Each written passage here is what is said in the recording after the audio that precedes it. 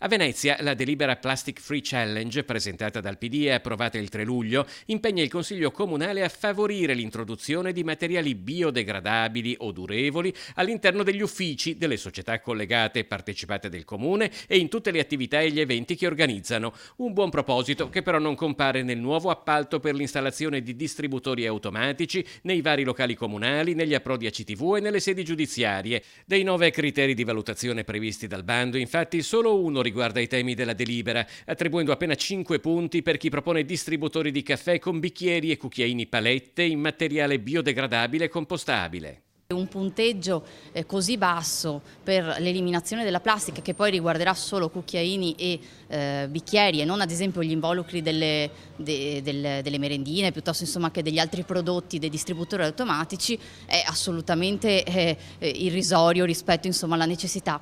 L'eliminazione della plastica dai distributori automatici, in particolare del caffè, doveva essere una precondizione dell'appalto. Questo avevamo detto anche all'interno delle commissioni consigliari. Per questa ragione noi chiediamo al Comune di ritirare entro il 9 di settembre, quando scadrà la gara d'appalto, la delibera, perché è una presa in giro nei confronti dei cittadini, nei confronti del Consiglio Comunale. Non si tratta di una scelta che avrebbe risolto il problema, ovviamente, ma di un contributo al suo raggiungimento e soprattutto di un buon esempio. E invece, sostiene Monica Sambo, al di là dei proclami green, l'amministrazione comunale si dimostra poco sensibile all'ambiente. Lo si vede anche in tutte le operazioni urbanistiche, che c'è pochissima attenzione dal punto di vista dell'ambiente e della riqualificazione.